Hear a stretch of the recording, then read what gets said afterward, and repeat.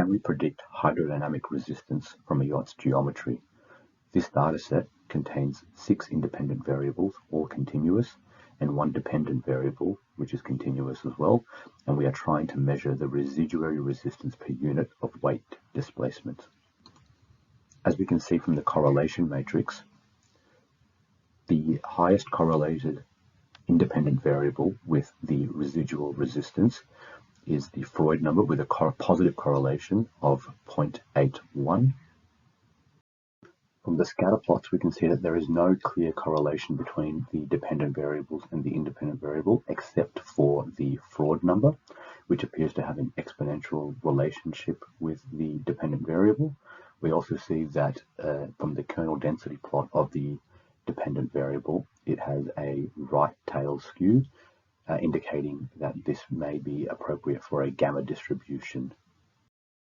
For the model specification, we will put a normal distribution on all of the dependent variable parameters, and we will set a gamma distribution on the dependent variable using the mean and standard deviation. For the gamma distribution, to obtain a flat prior and non-informative prior, I put the mean and standard deviation to 0.01, which achieves that flat distribution.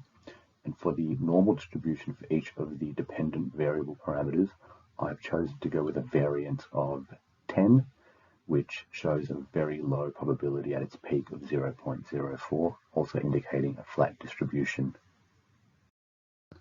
The MCMC model was run 7 times, and it finally achieved good diagnostics with the following settings. So as you can see, the chains are well mixed. There's high ESS and low autocorrelation. Shrink factors tend towards between 1 to 1.1. There could be some improvement in the density plot representativeness, but this is quite minor, and therefore I've concluded that the diagnostics to be sufficient for obtaining the posterior distributions.